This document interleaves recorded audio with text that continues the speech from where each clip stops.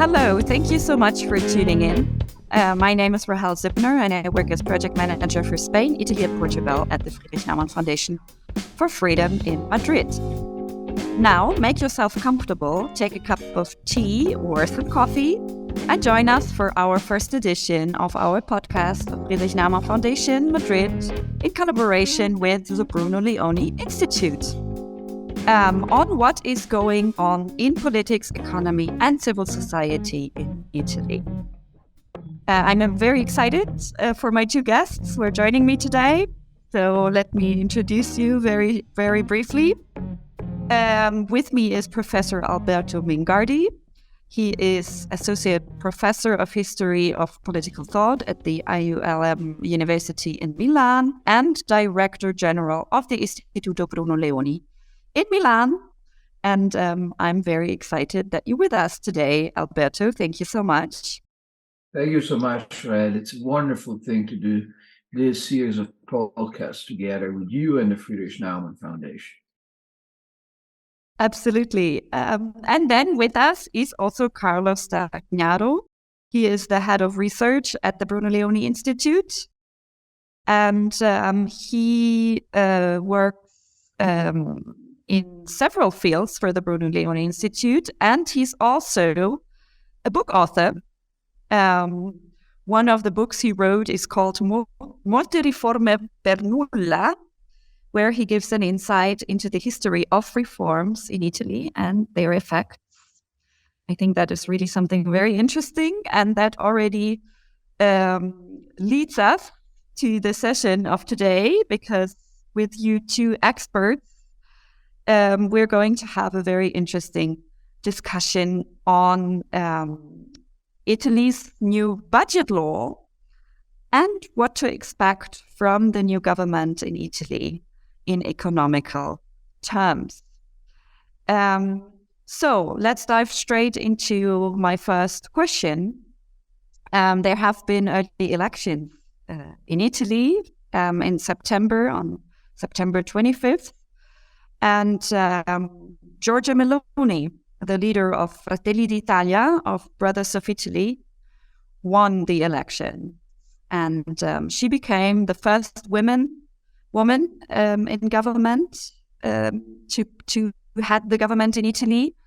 And not only is she a woman, but she's also leading a hard right-wing government. So can you give us a bit your insights on this outcome and also how you view that with regards to economic policies in Italy, what to expect?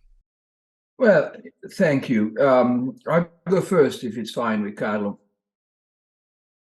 In many ways, the outcome of the election was widely anticipated for a variety of reasons. One of the most clear one is that Italians, ever since 1994, have always voted for people who are not in government. And Giorgia Meloni was the only political leader who was not part of the governing coalition supporting Mr. Draghi until, the very last week, in which also, other leaders such as Giuseppe Conte's Five-Star Movement exited the coalition supporting Draghi. Meloni was credited with a growing consensus in the country for the last 2 years. She grew strongly in the polls from, 4-point-something% in 2018, 6% in European election in 2019, eventually 26%. But that's not particularly astonishing news. It would have been, 20 years before, but now the Italian voters are so volatile and they're very easy to change, to switch from left to right with tremendous agility, so to say. Meloni is in government now with a very strong majority in the Senate and the Chamber. The coalition supporting Meloni is in many ways the same coalition that supported Berlusconi in 1994 and 2001 and 2008. The thing that changed within this coalition is the equilibrium between different parties. I mean, Meloni's party, in the different incarnations it had in history, before Fratelli d'Italia, there was Alleanza Nazionale, there was more or less same set of people, but then, there was a merger between Alleanza Nazionale and Forza Italia, and Fratelli d'Italia is the party that resulted out of some people exiting, the merged new party, the Popolo della Libertà. But her party used to be the junior partner in the coalition. Now it's the senior party. Berlusconi used to be leading the coalition. Now he leads the smallest party in the coalition. So coalition is the same. The internal equilibrium changed. And as I said before, the result of this election was widely anticipated. This has actually impacted the electoral rhetoric in a very interesting way. Since, when the elections were called, Meloni was already anticipating she was winning elections. She ran a very peculiar electoral campaign. Typically, a political leader during the electoral campaign promises lots of stuff. That's the way in which it works in a democracy. Instead, Meloni promised to be very prudent when it comes to the budget, precisely because, from the moment in late July when the legislature was called to an end, she knew she was going to be the next prime minister. So in many ways, this has changed the rhetoric of the coalition when it comes to the budget. Promises were made, but more by the junior partner in the coalition, most notably by Mr. Salvini, Northern League, and not by Meloni herself. And instead, when it comes to the budget, she promised the Italians she will be prudent, and in spite of this promise of prudence, she won the election. So this is, so to say, the framework in which we need to place the budget law that the government is working on, and which needs to be approved by the end of the year. Sorry, I didn't get the last point. Budget law needs to be approved by the end of the year. So one thing that never happened in Italy before, since the beginning of Italian democracy, is that we never voted in the fall. And, to a foreigner, this sounds like a very strange Italian thing, but now we realize why. Because the moment in which you vote in the fall, and then you do have the new government being formed, and forming a new government in Italy always takes a bit of time. I mean, Meloni won election in late September, and she became prime minister only in late October. I mean, even though the result of the election was crystal clear, it took basically 1 month for her to become prime minister with full powers. But then the new government needs to put together the budget law, which regulates, the way in which the government is allocating money the next year. So for this reason, we never voted in the fall in the past. And for this reason also, the new government had quite a challenge. The moment in which, they were appointing people in ministries, they needed at the very same time to be at work on this important law that, according to many, is not very different than the law, whatever government was on would have approved, simply because, they needed somehow to build on the homeworks that the Draghi government did for them, so to say, ahead of time. Okay, so you already mentioned the new budget law, and I'm very curious to know what it is about, and does it pursue the lines which Mario Draghi drafted during his government, and what will be the short-term and long-term goals and outcomes of this budget law? Can you elaborate a bit on that? Yes, I may jump into this. I think that the budget law tries to strike a balance between three different goals.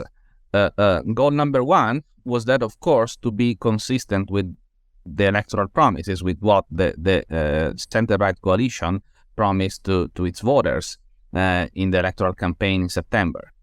Goal number two was to remain pretty much in line, at least on big issues, with what the previous government had done. And goal number 3 was to preserve some financial stability in the country by not compromising the long-term sustainability of the public finances. So how do they do this? On one hand, they put in practice at least some of the promises that they held in the electoral campaign, such as reducing, to some extent, taxes for autonomous workers, and starting a revision of the so-called citizenship income, which is a sort of universal basic income, and so on and so forth. These are not revolutionary measures, that you like them or not. These are just small steps in the direction that was declared during the electoral campaign.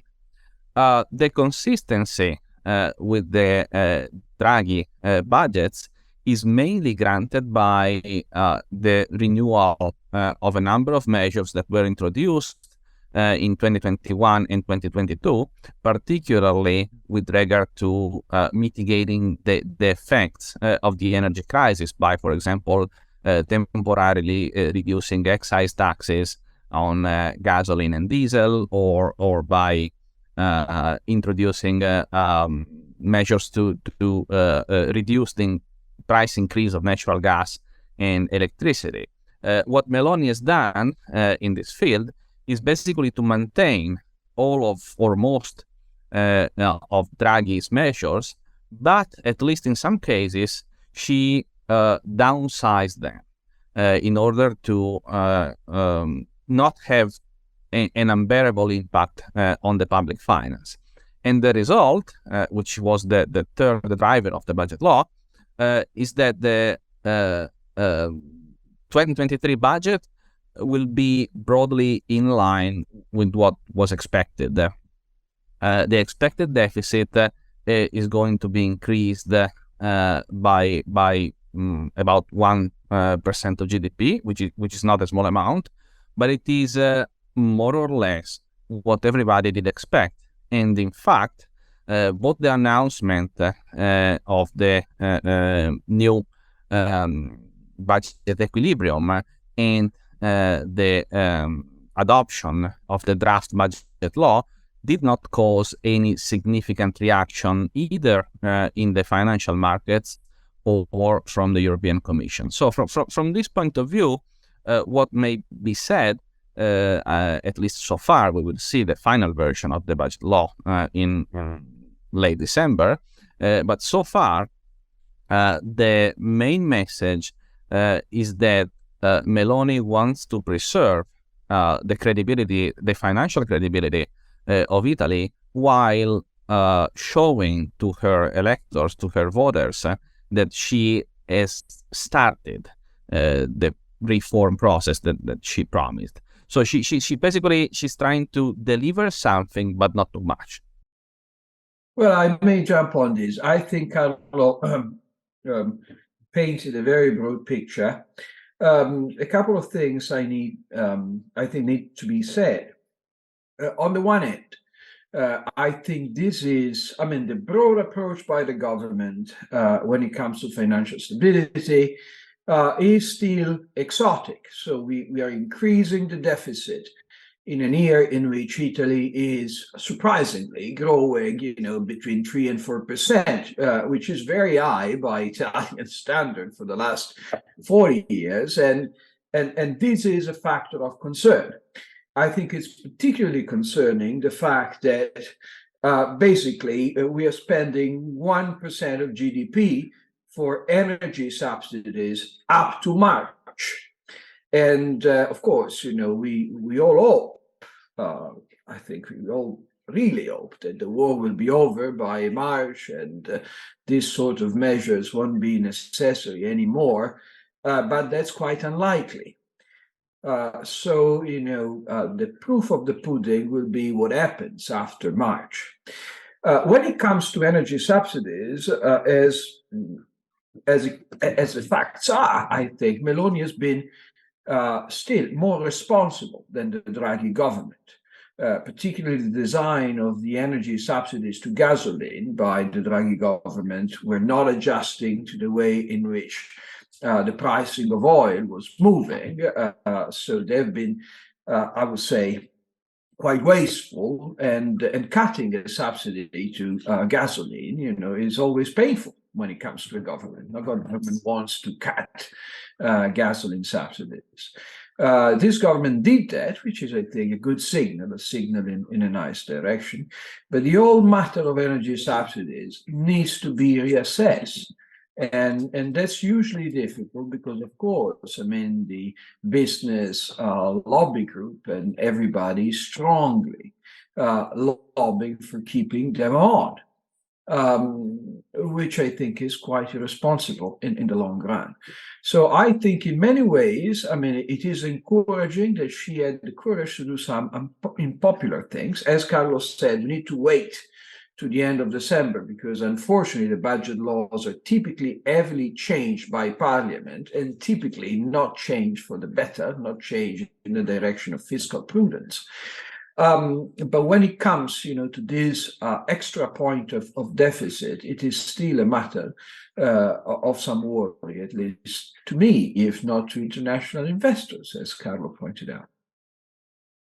Yeah, you're mentioning the war in Ukraine, which is a supply shock to many economies in Europe and around the world. It reduces economic output, raises prices, pressures public finances, and this economic uncertainty is poised to restrain investment, and obviously how to improve energy security. That's the question, I think, for Italy just as much as for Germany. I think Italy is equally dependent on Russian gas, and growth prospects for Italy probably are threatened, right? So my question is, how does the public feel the consequences right now, and do you think that these questions are tackled in the right way by Meloni? Well, let me first make some remarks on energy in particular. Then maybe Alberto will want to broaden the view. With regard to energy policies, my feeling is that Meloni is by and large in line with what Draghi did, for bad and for good. The good thing is that Draghi started a diversification process in order to substitute the Russian gas with gas from other sources, and therefore he started the process for authorizing 2 new LNG terminals to be built in Piombino, in Tuscany, and in Ravenna, in Veneto.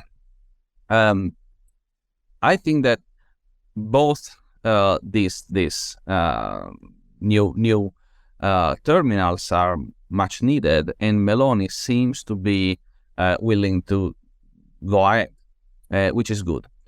At the same time, the Draghi government also allocated a very huge amount of money to reduce the cost of energy to a variety of consumers, including households and businesses. So far, Italy has been one of the largest spenders in Europe, at least in proportion to its GDP, in order to keep energy prices from rising. Germany was much below until a few months ago, but then it disclosed its gigantic plan of 200 billion euro, which moved Germany among the group of the biggest spenders in Europe on this. Meloni, as I said, is going to confirm most of these measures, except that she is going to downsize at least some of them, which is, from my perspective, it is a good thing, because Italy cannot afford spending more than 3% of its GDP per year in order to prevent energy prices from rising.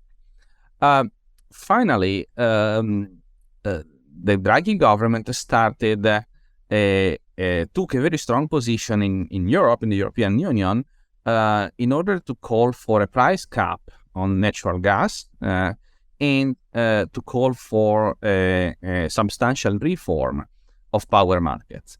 I think both issues are very complex. There is probably we probably have no time to discuss them now in greater detail, but I'm very skeptical of both of them for a variety of reasons, but mainly because they do not address the current problem, and there is a significant risk that they are instead going to increase the scarcity problem that we have vis-a-vis the natural gas supply. Meloni so far has maintained Draghi's request for a price cap for gas and perhaps for a substantial reform of how power markets work. Of course, Meloni in Europe is less, let's say, less authoritative than Draghi. So when Draghi was calling for this, his voice was in a way stronger, and it was more likely that he could kickstart a reform process, which is less likely under Meloni. So for both substantive reasons, that is, both reforms are wrong from my point of view. They may jeopardize energy markets in Europe, and they may reduce energy security in Italy. And for political reasons, that is, both of these struggles are at a significant risk of being lost. My personal hope, maybe not expectation, but at least hope, is that Meloni will gradually phase out these requests. Yes, I do agree with Carlo when it comes both to the diagnosis and to the hopes.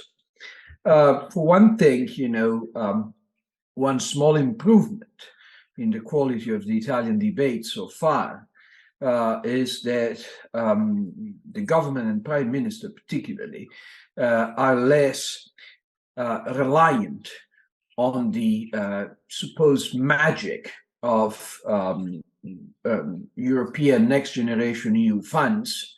Instead, the magic that these funds were supposed to be producing in Italy was the backbone of the rhetoric of her predecessor.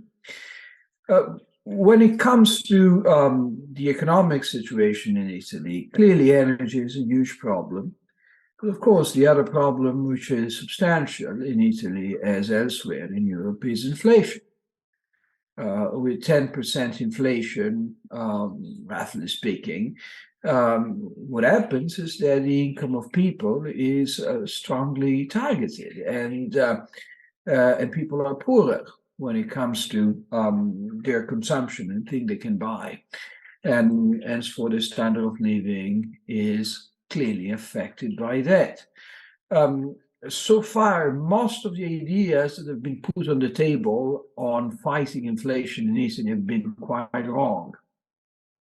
Particularly bizarre is the idea that you fight inflation by giving away subsidies, but that seemed to be the consensus within the left and the right. So the navigation of the new government is quite complicated.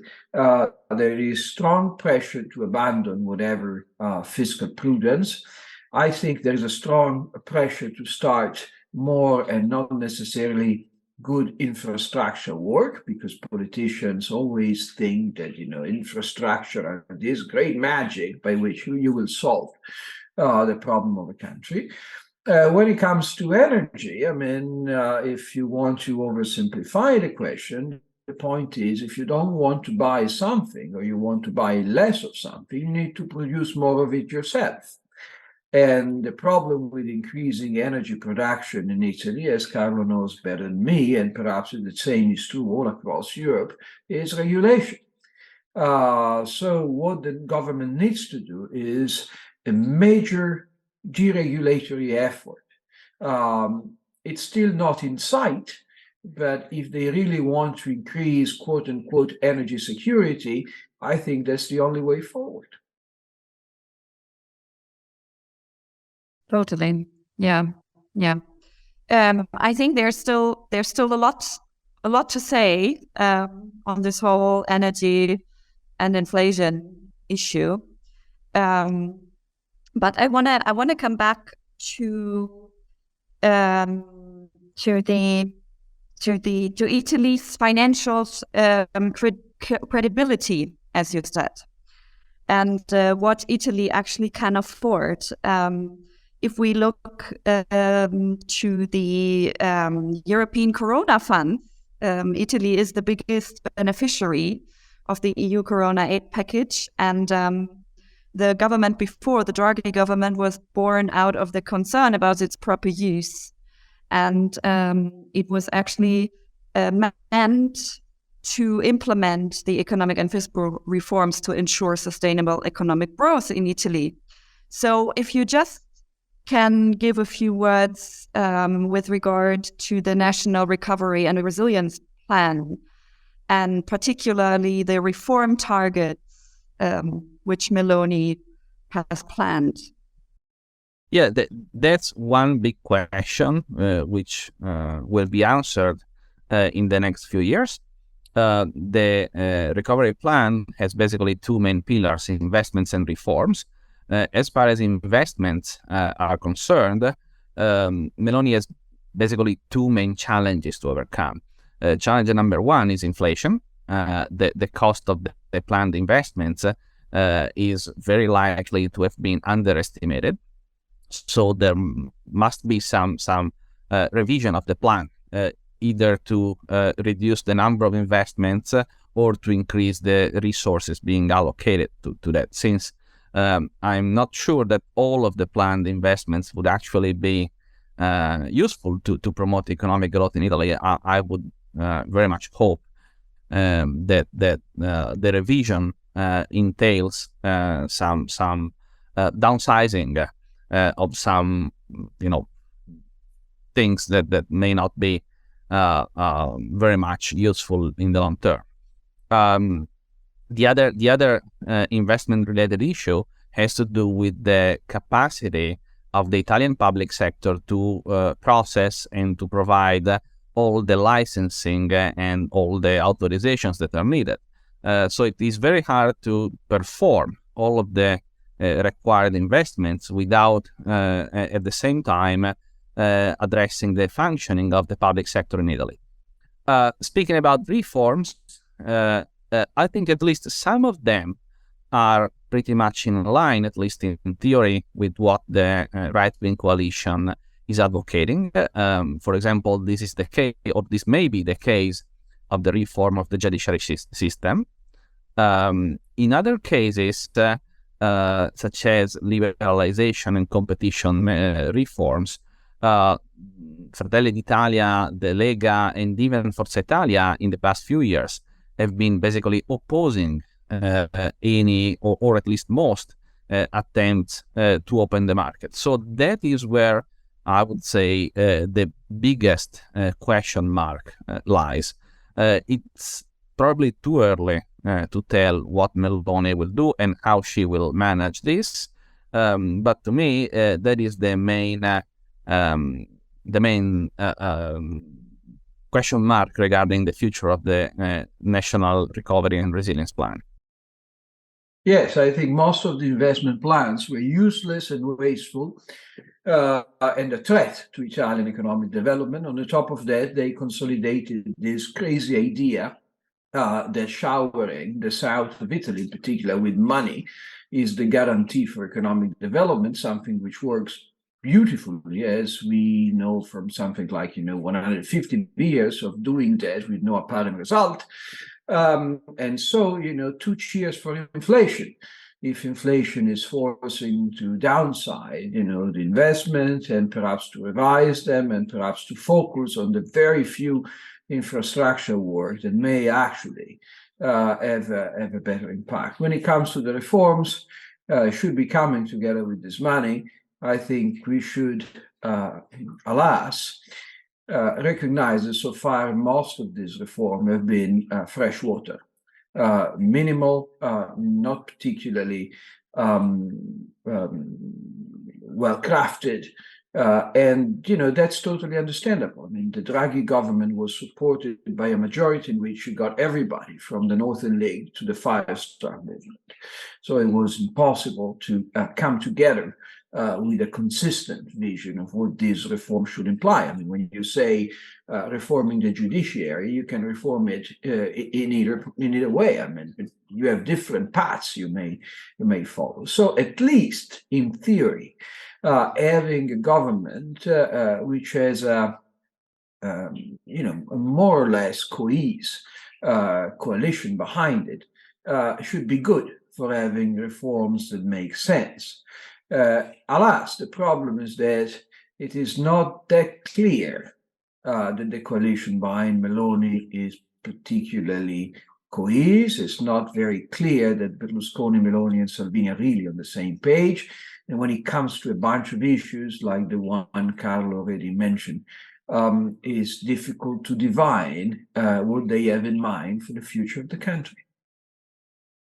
Okay, my very last question, the government coalition, do you think it's going to last? To last a little longer than the government before? Well, that is a question for an exorcist, I think, in the sense that it's very hard to tell, given the different incentives of Meloni, Salvini, and Berlusconi.